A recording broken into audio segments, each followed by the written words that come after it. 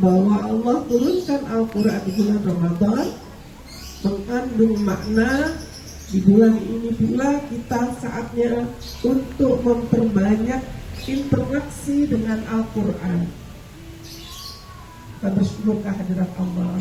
Salawat salam kita sampaikan kepada junjungan yang mulia Nabi besar Muhammad Sallallahu Alaihi Wasallam beserta keluarga dan sahabatnya, beserta orang-orang beriman yang istiqomah di jalan Islam. Mudah-mudahan kita semua termasuk di dalamnya.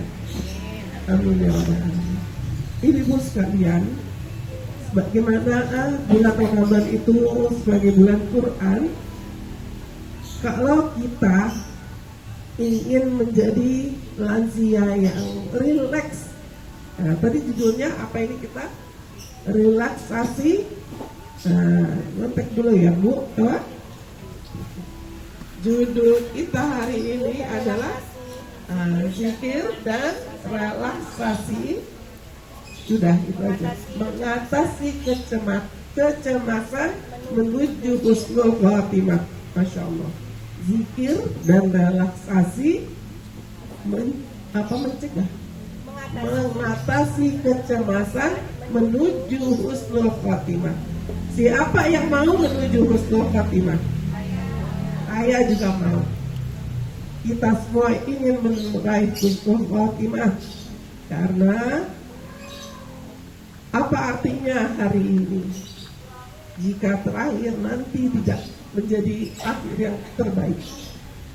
Tapi untuk meraih yang terbaik kita harus mempersiapkan pada hari ini. Salah satunya dengan hadirnya ibu-ibu majelis lansia yang diselenggarakan oleh PUI ini, wanita PUI. Ada yang tahu nggak wanita PUI singkatan dari apa? Ibu lihat spanduk Persatuan Umat Islam. Jadi wanita Persatuan Umat Islam. Nah, ketuanya siapa Bu? Erlia. Bu Herlian ini ketuanya se-Indonesia. Masya Allah ya. Ibu ini bersyukur nih ada di rumahnya ketua wanita PUI. Kita doakan beliau juga dalam keadaan sehat walafiat, rumahnya berkah. Amin. Karena dipakai buat kita menuntut ilmu. Ibu sekalian, zikir dan relaksasi. Kalau dalam bahasa kesehatannya, relaksasi itu adalah kondisi otot-otot seluruhnya dalam keadaan tegang. Bu, relax. Otot ibu tegang nggak hari ini? Udah relax, alhamdulillah. Berarti udah tuh saya mah nggak lanjut lagi nih, udah relax otot badannya. Nah, sekarang bagaimana agar bukan hanya otot badan yang tidak tegang, tapi juga kondisi kejiwaan kita yang rileks. Hal ini ada di dalam Quran surah Ar-Ra'du. Ar-Ra'du ayat ke-28. Saya dengar kata Bu Lia di sini, kata Ustazah Lia, ibu-ibu di sini suka menghafal Quran ya? Alhamdulillah, udah dapat 1 sampai 10 surah Al-Kahfi. Iya. Coba saya dengar dulu. Buka Quran dulu. Iya. Nah, kita sekarang masuk di surah Ra'du ayat ke-28. A'udzu billahi minasyaitonir rajim. Bismillahirrahmanirrahim. Alladzina amanu wa tatma'innu qulubuhum bi dzikrillah.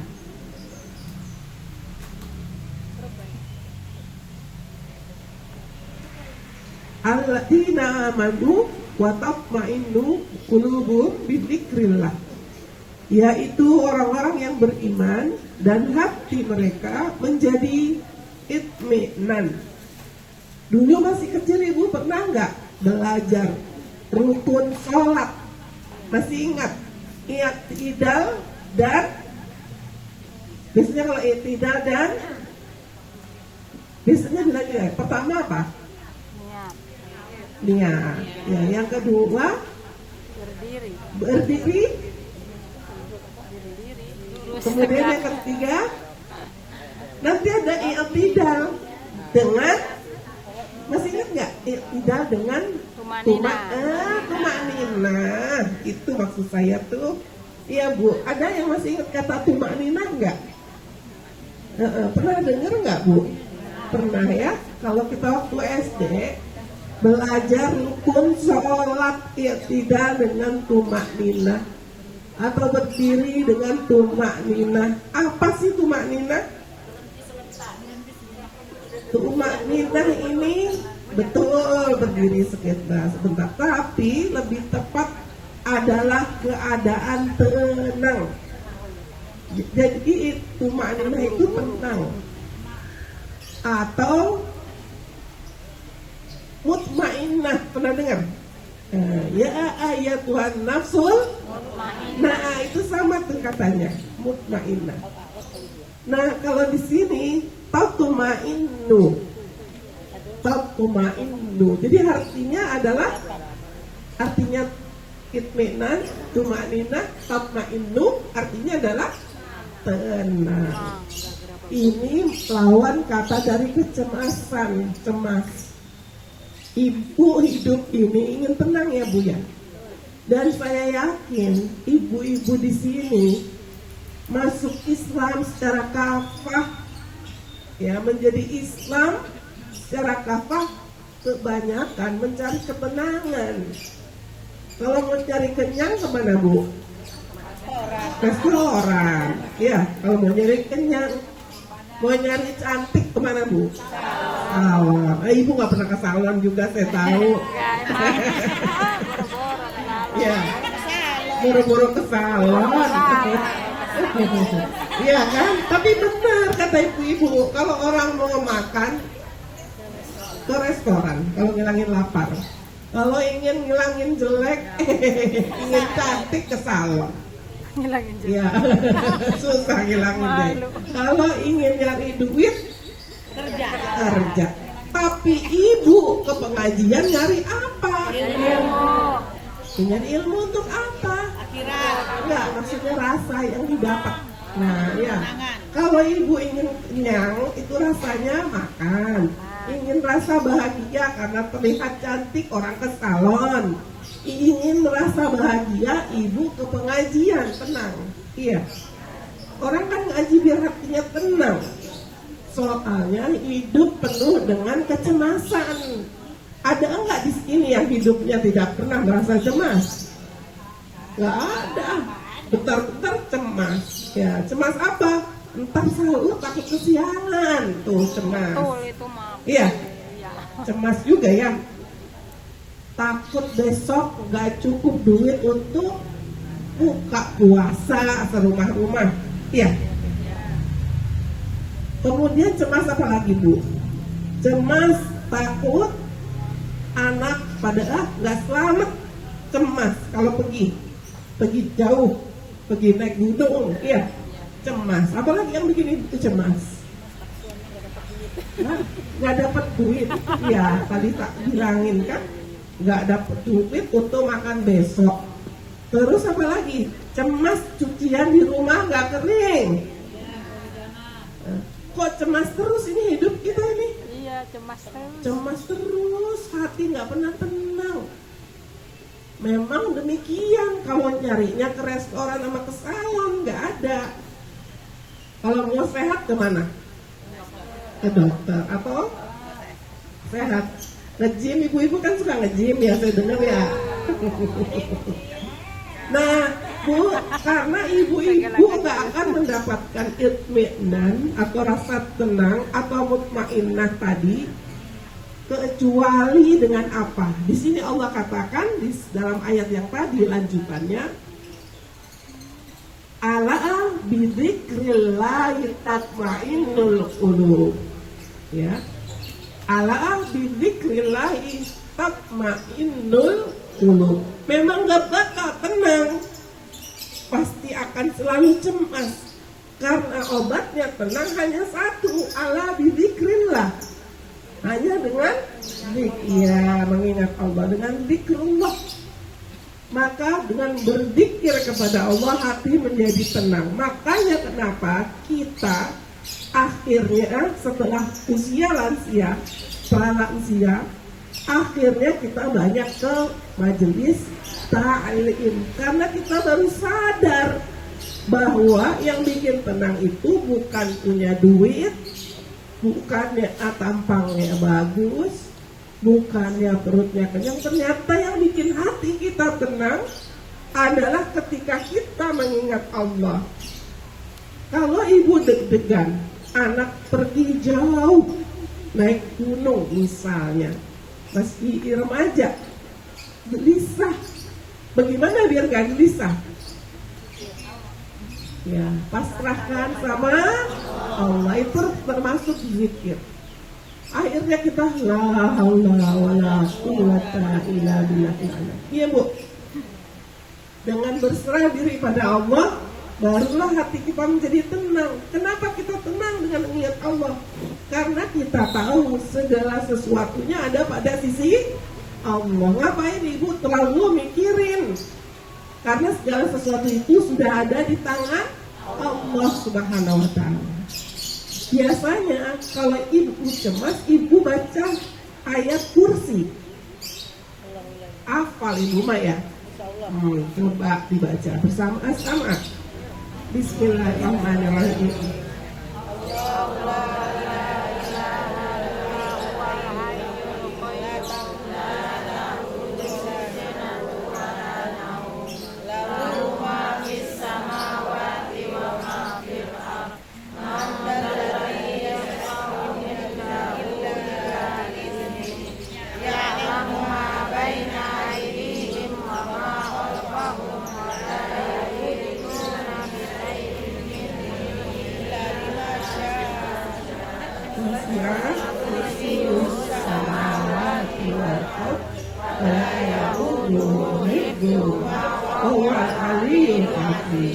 Kenapa ayat ini harusnya bisa memberikan rasa tenang saat hati kita cemas?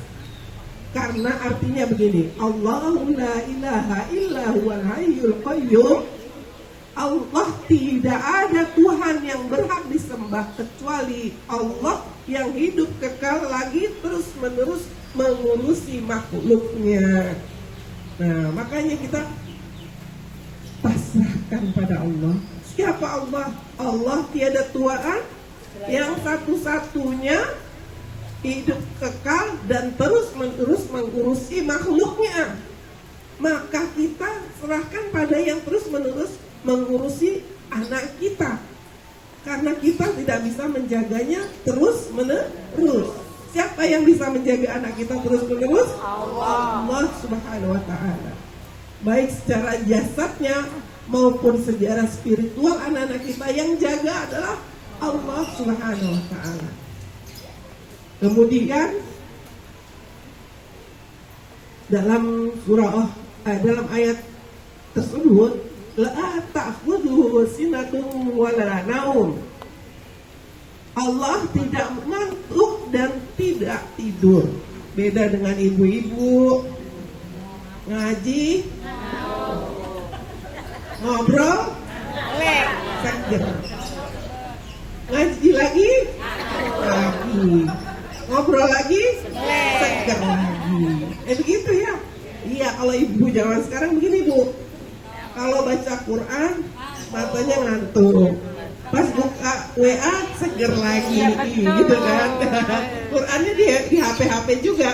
Buka Quran di HP, matanya ngantuk. Pas buka WA, seger. Nah, itu saya. Di sini siapa yang begitu juga? Saya. TikTok mah seger banget. Wah, ibu dia seger buka TikTok katanya. Nah, jangan sampai banyakkan TikToknya dari Qurannya. Boleh, tapi jangan lebih banyak dari Qurannya. Malu sama Allah. Niatnya ambil HP membaca Quran, ujung-ujungnya baca TikTok. Astagfirullahaladzim. yang 24 jam menjaga anak kita adalah Allah. Allah tidak tidur dan tidak mengantuk. Ini teguran buat kita yang sering tidur dan sering mengantuk. Makin tua makin susah tidur, tapi makin sering mengantuk. Iya Bu? Ya kalau dulu masih muda ngaji sekolah nggak ngantuk ya Bu. Coba kita sekarang ngaji kenapa ngantuk itu? Tapi disuruh tidur susah. Iya, ngantuknya banyak, tidurnya sedikit. Lebih baik jadi anak muda. Ngantuknya jarang, sekali tidur dia tidur beneran. Iya Bu.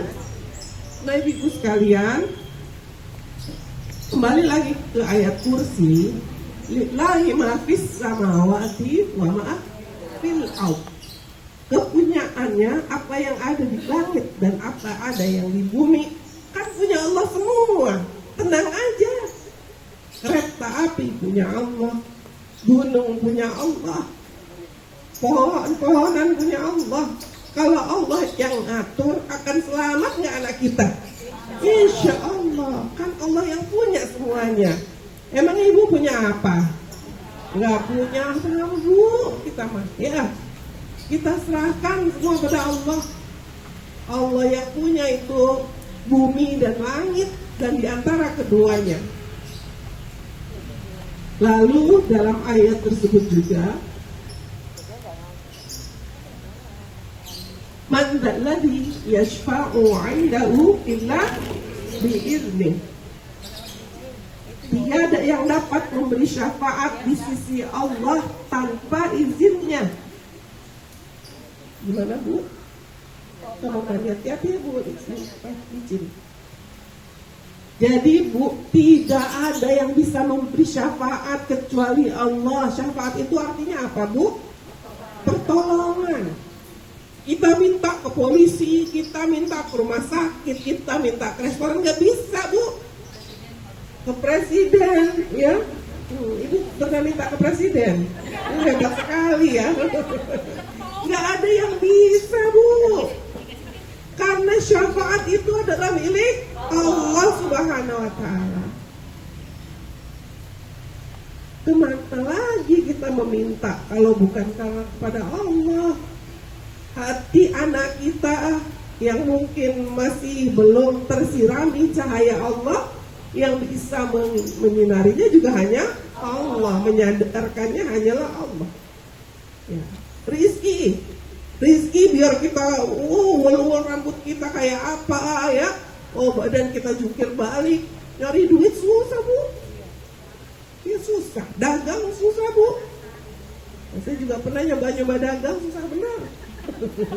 Iya susah ya, kecuali di sini ada yang berhasil ya, alhamdulillah. Ya kalau memang Allah belum bukakan pintu rezekinya, nggak gampang ibu-ibu sekalian. Jadi kemana lagi minta duit? Ya, kalau kemarin saya ngobrol dengan yang punya MPP Witwin, kenal ya Bu? Kenal apa tahu doang? Ibu tadi sama Prabowo kenal, sama PMP Witwin kenal. Ibu sama Prabowo kenal. Iya benar juga ya. Ibu kenal semua, Masya Allah. Itu Bu, ketika ditanya, ini rahasianya apa nih? Rame bener. Mengantri siang malam, mengantri. Terus dia bilang apa Bu? Dia bilang begini, Pak, kalau kita punya uang 100.000 di ATM, terus kita mau ambil, paling keluar berapa? 100.000 ya. Paling banyak kan, duitnya 100.000 ya. Kalau kita minta ke ATM dapatnya 100.000 juga, iya. Tapi kalau kita nyimpennya sama Allah, kata dia, maka berapapun Allah turunkan, berapapun Allah keluarkan, lah kenapa kita minta kepada makhluk?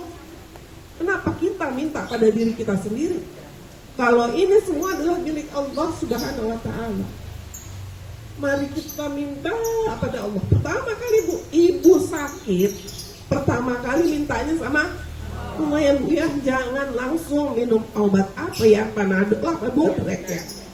Nah ibu kan begitu ya, Yang dipikirin obatnya dulu ya.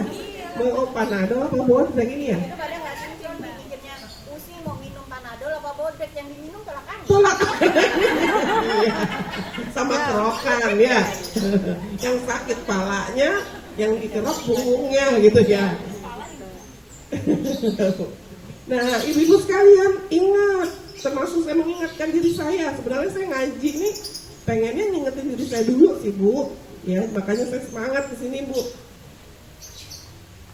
Yang pertama kita minta ketika kita sakit kepala, sakit pinggang, sakit dengkul, sakit hati, mintanya pertama kepada Allah Subhanahu wa ta'ala. Allah, hilangkanlah sakit kepala. Allahumma anta syafi la shifa illa shifa'uka la yughadiru saqaman. Itu yang pertama.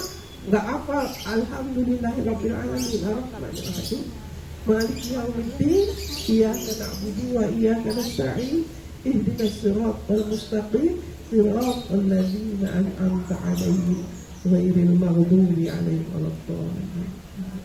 Minta pertama sama Allah. Sakit leher, saya mah sakit leher, ada yang sama enggak? Mana? Sama ya Bu, saya di leher sakit. Mungkin ini Bu, kebanyakan apa ya Bu? Salah bantal. Bantal disalahin jadinya. Nah, ingat sekali lagi yang maha menyembuhkan doa Allah, termasuk rezeki, nyari dana buat sembako. Ya Allah, tolong ya Allah, cukupkanlah hajat kami. Hanya Engkau yang maha mencukupkan. Jangan pertama mikir siapa nih donatur yang tepat nih ya. Ya begitu kita Bu ya. Kalau jadi panitia salah. Pertama kali minta sama Allah Subhanahu wa ta'ala. Karena Allah lillahi ma fis samawati wa ma fil ardh. Allah yang punya. Allah yang punya ini semua Bu. Dan ketika Allah gerakkan itu sangat gampang. Ibu pernah coba nggak minta sama Allah dan langsung dapat? Pernah? Sering ya, masya Allah. Alhamdulillah. Itu ya, lillahi ma fis samawati wa ma fil ardh. Kemudian sampailah kita kepada makna man dzalladzi sudah yashfa'u 'indahu illa bi'idznih, bahwa syafaat itu ada di sisi Allah saja. Ya'lamu ma baina aydihim wa ma khalfahum. Allah mengetahui apa yang di hadapan mereka dan apa yang ada di belakang mereka. Sedangkan wala yuhituna bi syai'in min ilmihi illa bima syaa. Yang lain tuh nggak tahu ilmu Allah kecuali Allah mengizinkannya. Jadi ibu minta rezeki sama donatur jangan, karena pada dasarnya mereka tuh nggak punya ilmunya, sedangkan Allah di hadapan dan di belakang udah tahu semuanya. Baru setelah itu kita berusaha pergi ke dokter, minta ke donatur, dan seterusnya. Itu setelah kita minta sama Allah dulu. Bukan berarti kemudian kita menyerah sama Allah, nggak dikasih baru minta sama manusia. Bukan, maksudnya itulah bentuk ikhtiar sebagai seorang manusia yang bersifat mukhtar, ya, orang yang berikhtiar. Kemudian mereka semua itu tidak mengetahui apa-apa yang di hadapan mereka dan di belakang mereka. Mereka tidak mengetahui apa-apa dari ilmu Allah kecuali illa bima syaa, ya. Wasi'a kursiyyus samawati wal ardh, dan Allah tidak merasa berat memelihara, ya. Wasi'a atau disebut wasi'a kursiyyus samawati wal ardh, kursi Allah meliputi langit dan bumi, ya. Kursiyyus samawati wal ardh. Jadi kursi ini maksudnya adalah kekuasaan Allah. Makanya ayat ini disebut ayat kursi. Kursi itu bahasa apa jadinya? Bahasa Arab. Kalau bangku bahasa apa? Belanda. Jadi bahasa Indonesianya apa? dudukan. Apalagi bahasa Sundanya? Hah? Bahasa Sundanya kursi apa? Nah, jadi orang Indonesia nggak punya bahasa ya. Kursi dari bahasa Arab, bangku dari bahasa Belanda. Kursi Allah meliputi langit dan bumi. Wala ya'udu hifdhuhuma wa huwal aliyyul azim.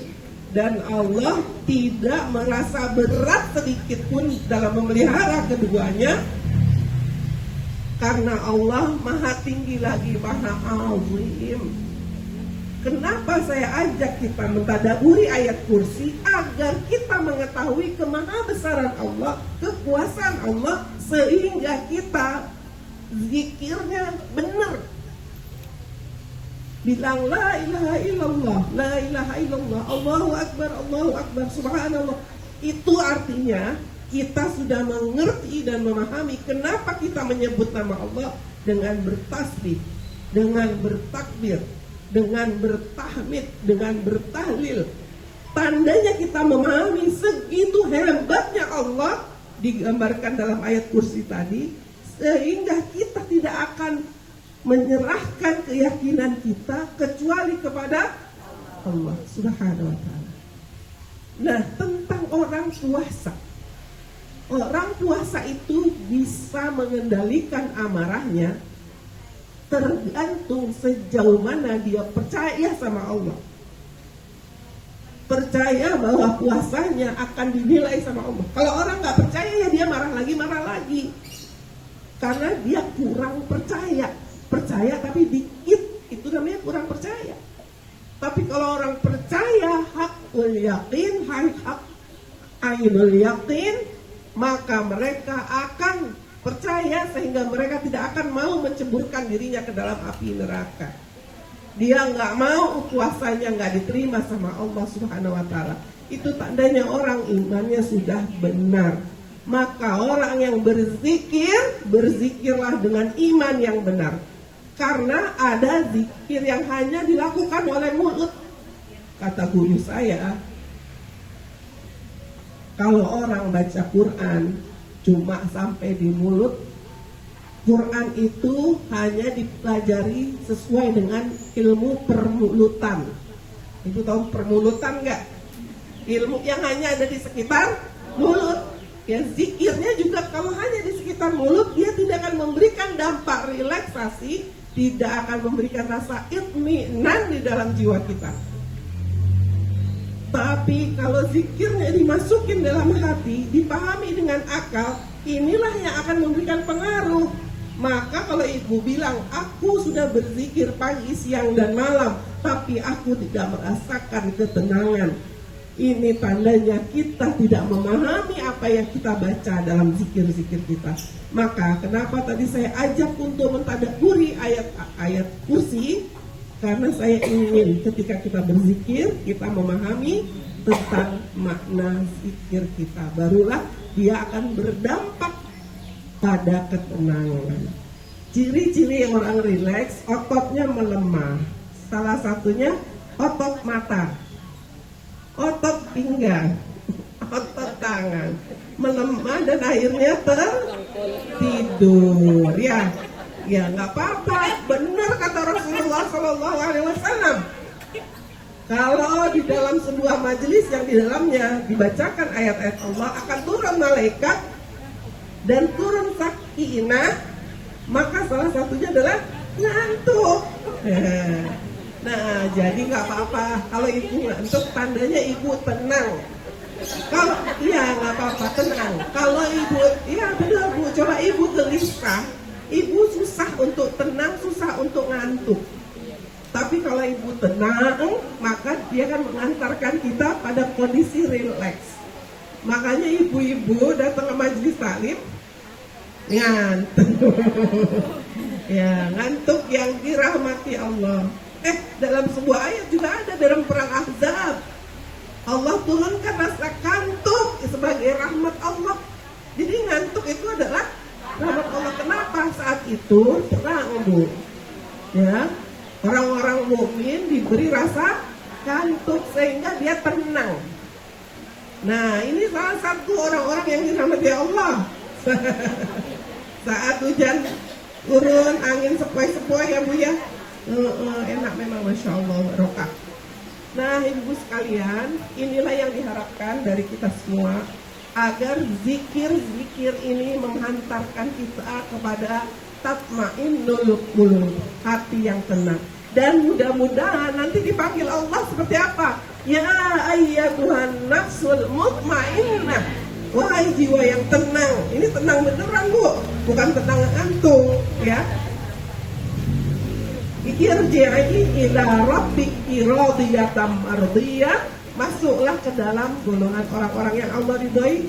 Fadkhuli fi ibadi wadkhuli jannati, bergabunglah bersama hamba-hambaku ke dalam dan masuklah ke dalam jannati, surgaku. Demikian secara ringkas, mudah-mudahan kita semua nanti dapat husnul khatimah. Dan dalam menjalani kehidupan ini kita dianugerahi tatmainnul qulub, hati yang tenang, sehingga kita kelak dipanggil oleh Allah dengan panggilan ayat Tuhan, nafsul mutmainnah. Demikian, semoga bermanfaat. Assalamualaikum warahmatullahi wabarakatuh. Waalaikumsalam warahmatullahi wabarakatuh. Alhamdulillah, jazakallahu khairan penyampaiannya. Insyaallah ya Bu ya. Jadi jangan pernah menggantungkan apapun kepada selain Allah. Agar hidup kita menjadi tenang, gantungkanlah urusan kita semuanya hanya kepada Allah. Ibu, kalau beras di rumah habis tenang enggak? Minyak goreng habis di rumah tenang enggak? Enggak tenang tuh. Mau ngegoreng keder, beras mau masak habis kagak ada. Iya enggak? Gas habis, bingung, kompor kagak nyala, betul? Maka mintalah kepada Allah ya. Pertama minta kepada Allah, yang kedua mintanya di samping kuping suami.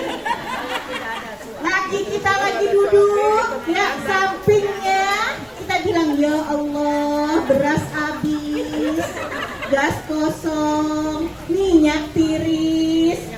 Ya Allah, berikan jalan rizkinya, semoga engkau mudahkan rizkiku, ngalir lewat suamiku. Laki lagi di samping bilang, apa sih ini?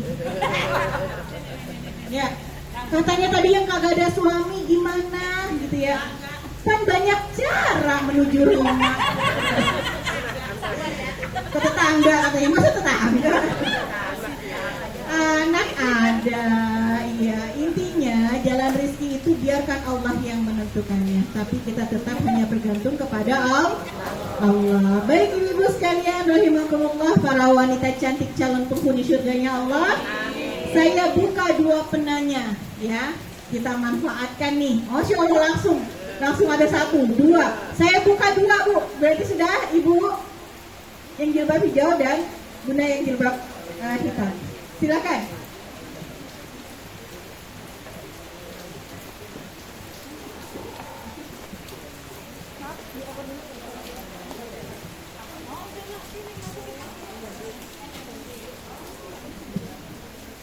Assalamualaikum warahmatullahi wabarakatuh.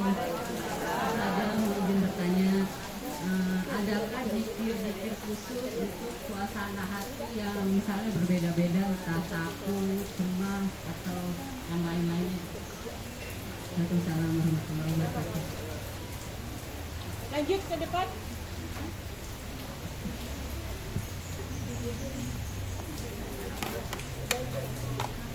Assalamualaikum warahmatullahi wabarakatuh. Ini lambung pertanyaan nih. Pertanyaannya begini, Bu. Kita kan berdoa sama Allah, tapi mintanya tuh yang di luar logika kita gitu. Misalnya contoh, ini contoh ya Bu. Ya Allah, aku ingin uang 5 miliar. Itu kan contoh, di luar logika. Tapi kan kita tetap yakin, ya Allah, Engkau yang tahu caranya, Engkau yang tahu jalannya, Engkau yang tahu cara ilmunya, Engkau yang tahu ilmunya. Turunkan ya Allah malaikat-malaikatmu untuk nolongku. Berdosa enggak kita berdoa kayak gitu? Pertanyaan.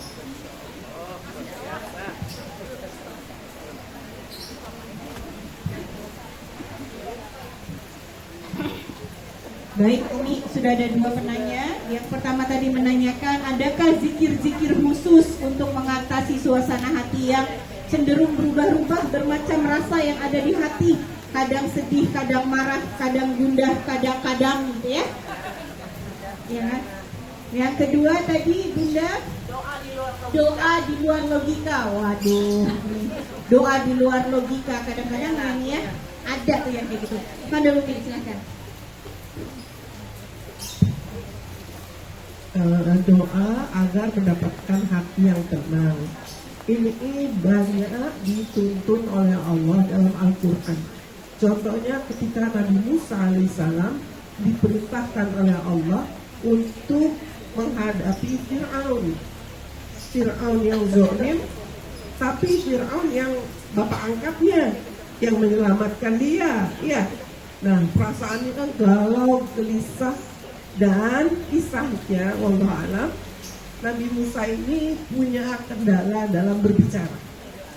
Ya. Saat itu Allah berikan Nabi Musa alaihissalam ilham sehingga beliau mampu berdoa kepada Allah. Doanya ibu semua hafal.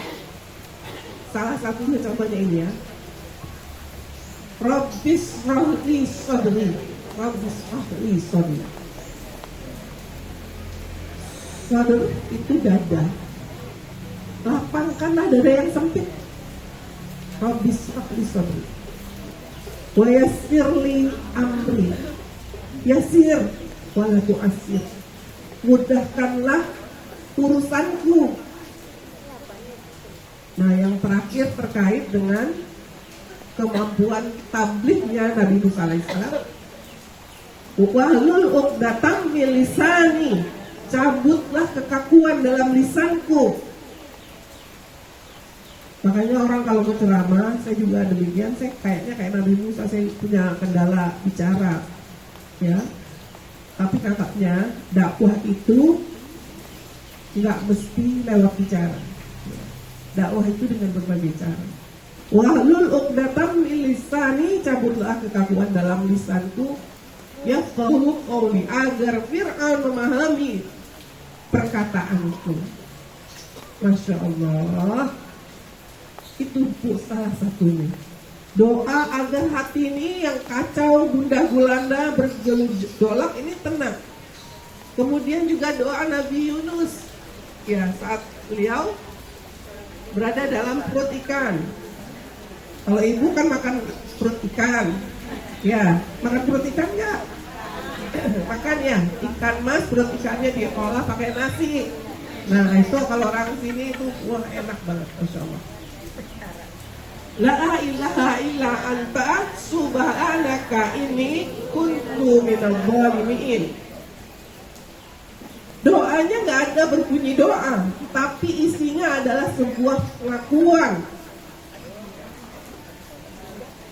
disclaimer, ya bahasa anak sekarangnya disclaimer. La ilaha illa anta, nggak ada Tuhan selain Allah, nggak ada yang bisa menolong, nggak ada yang bisa mengeluarkan aku dari perut ikan ini, nggak ada. La ilaha illa anta subhanaka inni kuntu minadh dhalimin. Maha suci Engkau ya Allah, dan sesungguhnya aku ini orang yang zalim. Ya, kita ini banyak mendapatkan fitnah, ujian, cobaan. Bisa jadi karena kezaliman kita ya Bu ya. Maka ini juga merupakan sebuah doa yang memberi ketentraman pada kita. Atau ada juga di dalam Masurah, Allahumma inni a'udzubika minal hammi wal hazan. Ya Allah, aku berlindung kepada kamu dari hammi wal hazan, dari gelisah dan kesedihan. Wa a'udzubika minal jubni wal bukhl, dan dari rasa takut serta pelit, bukhl, bakhil. Wa a'udzubika min ghalabatid daini, dan aku berlindung padamu dari lilitan hutang, wa qahrir rijal, dan dari cengkeraman manusia. Manusia ada yang suka mencengkram, memang ya Bu? Ada, mendominasi kita. Kayaknya kita takut banget sama orang itu.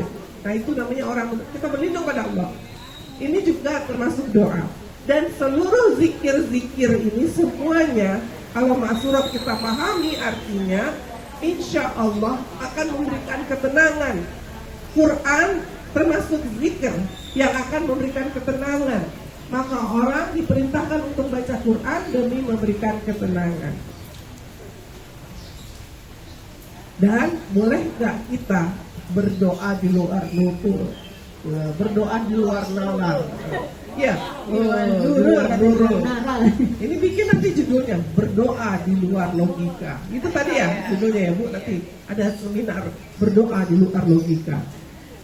Sangat boleh, Masya Allah, sangat boleh.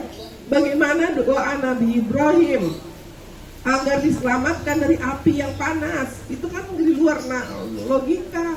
Api emang nggak panas, ya nggak bisa. Tapi dia berdoa, ya Allah, dinginkanlah api ini. Jadi dingin apinya. Itu di luar logika, bukan? Maka 5 miliar itu Bu tidak seberapa di sisi Allah Subhanahu wa Ta'ala. Ya, mintalah sama Allah, nggak berdosa dan nggak kurang ajar. Ya. Kita nggak kerja, tapi kita mau Iya, apa?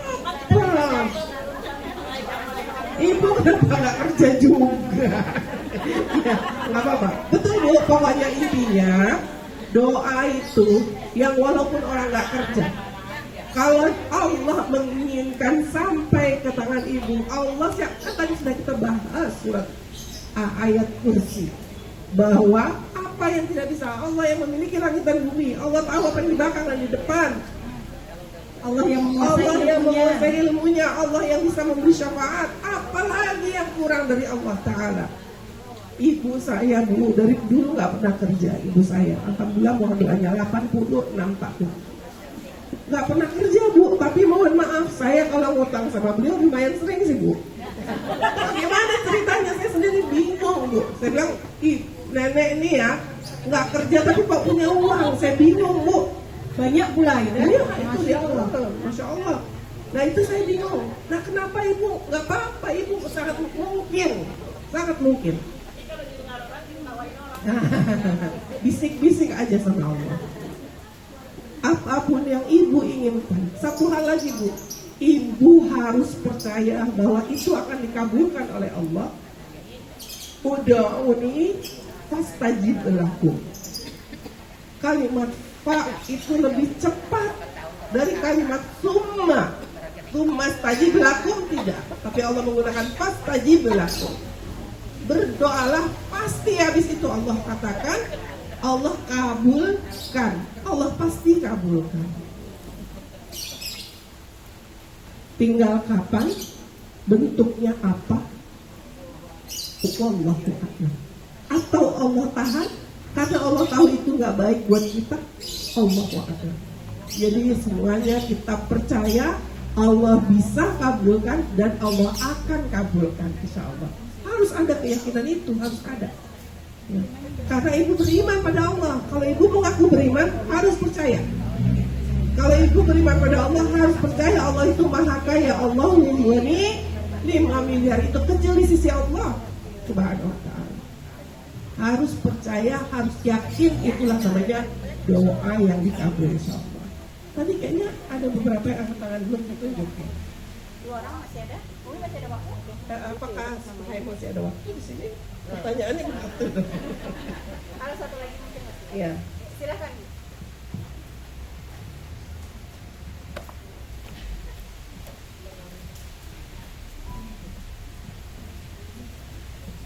Ini mau tanya, kalau zikir itu ada adat-adatnya nggak? Sama kalau zikir itu ada bilangan-bilangannya nggak? Misalnya kan biasanya ada yang 33 lah, ada yang 11 atau 100, 99.